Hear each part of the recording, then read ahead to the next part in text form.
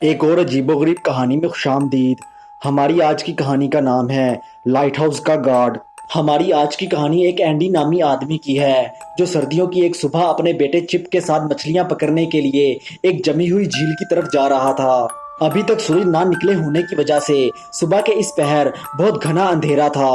Andy اور اس کا بیٹا چپ اپنی گاڑی میں فشنگ پوائنٹ کی طرف جا رہے تھے کہ راستے میں ان کی نظر شدید سردی اور اندھیرے میں سڑک کنارے کھڑے ہوئے ایک آدمی پر پڑی۔ اینڈی کی گاڑی کو دیکھ کر سڑک کنارے کھڑے آدمی نے اینڈی کو مدد کے لیے آواز لگائی۔ پہلے تو اینڈی نے سڑک کنارے کھڑے آدمی کو نظر انداز کر کے وہاں سے جانے کی کوشش کی، لیکن جب اینڈی کے بیٹے چپ نے اینڈی سے کہا کہ پاپا وہ آدمی مصیبت میں ہے، ہمیں اس آدمی کی مدد کرنی چاہیے، تو اپنے بیٹے کی یہ بات سن کر اینڈی نے گاڑی روک کر اس آدمی کی مدد کرنے کا فیصلہ کیا۔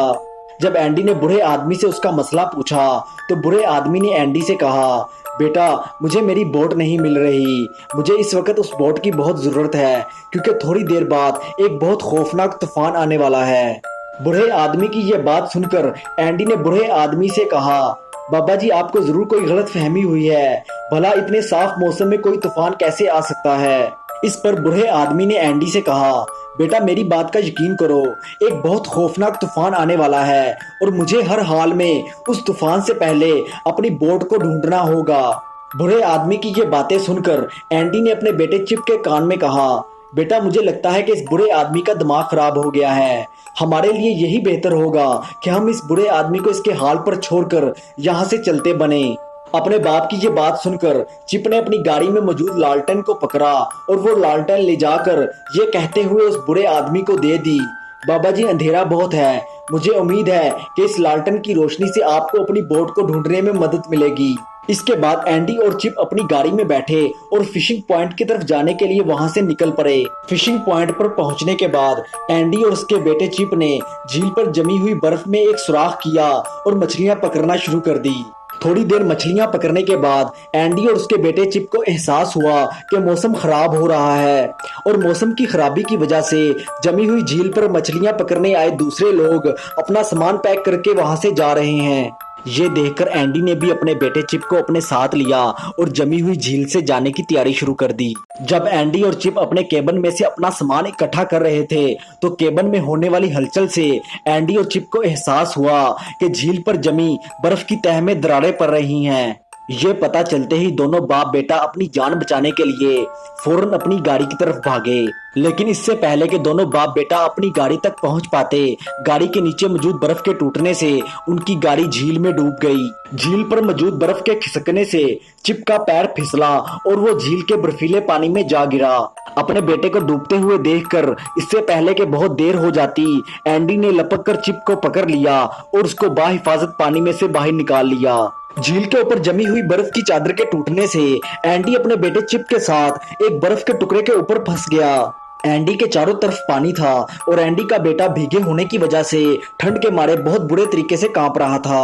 لیکن اینڈی کی مشکلات صرف یہیں پر ختم نہیں ہوئی۔ اینڈی اپنے بیٹے کے ساتھ جس برف کے ٹکڑے کے اوپر پھنسا ہوا تھا، وہ برف کا ٹکڑا بہت تیزی سے پانی کے ساتھ بہتے ہوئے اینڈی اور اس کے بیٹے کو خشک زمین سے دور لے جاتا جا رہا تھا۔ اینڈی کو یہ بات پتا تھی کہ اگر وہ فوراً اپنے بیٹے کو ہاسپٹل نہ لے کے گیا تو یہ خوفناک ٹھنڈ اس کے بیٹے کو جان سے مار دے گی، لیکن اینڈی کو اس مشکل میں سے نکلنے کا کوئی راستہ نظر نہیں آ رہا تھا۔ تھوڑی دیر برف کے ٹکڑے کے اوپر پانی میں تیرنے کے بعد اچانک اینڈی کو ایک بہت تیز روشنی دکھائی دی۔ غور سے دیکھنے پر اینڈی کو پتا چلا کہ روشنی ایک لائٹ ہاؤس میں سے آ رہی ہے، جو لائٹ ہاؤس پانی میں کھڑی ایک چٹان کے اوپر موجود تھا۔ خوش قسمتی سے اینڈی کا برف کا ٹکڑا سیدھا جا کر لائٹ ہاؤس والی چٹان سے ٹکرایا۔ موقع ملتے ہی اینڈی نے اپنے بیٹے کو گود میں لیا اور چھلانگ مار کر چٹان پر جا پہنچا۔ اپنے بیمار بیٹے کو گود میں اٹھائے اینڈی نے جا کر لائٹ ہاؤس کا دروازہ کھٹکھٹایا۔ اینڈی کے دروازہ کھٹکھٹانے پر لائٹ ہاؤس کا گارڈ باہر آیا۔ اینڈی کی بات سن کر لائٹ ہاؤس کے گارڈ نے فوراً اینڈی کے بیٹے کو خشک کپڑے اور گرم بستر دیا۔ لائٹ ہاؤس کے گارڈ کو غور سے دیکھنے پر اینڈی کو پتا چلا کہ لائٹ ہاؤس کا گارڈ اور کوئی نہیں بلکہ وہ برا آدمی ہے جس برے آدمی کو کچھ گھنٹے پہلے اینڈی کے بیٹے نے اپنی لالٹین دی تھی۔ لائٹ ہاؤس کا گارڈ بھی اینڈی کو پہچان گیا اور اس نے لالٹین کے لیے اینڈی کا شکریہ ادا کیا۔ लाइट हाउस के गार्ड ने एंडी से कहा, एंडी, जब चंद घंटे पहले तुम मुझे मिले थे तब मैं इसी लाइट हाउस में आने के लिए अपनी बोट ढूंढ रहा था। एंडी ने लाइट हाउस के गार्ड से कहा, सर, मेरा बेटा बहुत बीमार है और मुझे हर हाल में अपने बेटे को हॉस्पिटल पहुंचाना है। एंडी की ये बात सुनकर लाइट हाउस के गार्ड ने एंडी और उसके बेटे को अपनी बोट में बिठाया और खराब मौसम के बावजूद जितनी जल्दी हो सकता था उतनी जल्दी एंडी और उसके बेटे को खुश्क जमीन तक पहुंचाया। खुश्क जमीन पर पहुंचने के बाद लाइट हाउस के गार्ड ने एंडी को हॉस्पिटल का पता बताया और वहां से वापस अपने लाइट हाउस की तरफ चल दिया। हॉस्पिटल पहुंचकर जब एंडी ने अपने साथ पेश आने वाला सारा वाकया हॉस्पिटल के डॉक्टर को बताया तो डॉक्टर ने एंडी से कहा, एंडी, तुम्हें जरूर कोई गलत फहमी हुई है क्योंकि तुम जिस लाइट हाउस की बात कर रहे हो वो लाइट हाउस तो आज से तकरीबन 50 साल पहले ही एक तूफान में तबाह हो चुका है। डॉक्टर को अपनी बात का यकीन दिलाने के लिए एंडी डॉक्टर को अपने साथ लेकर उस चट्टान पर पहुंचा जिस चट्टान पर लाइट हाउस था।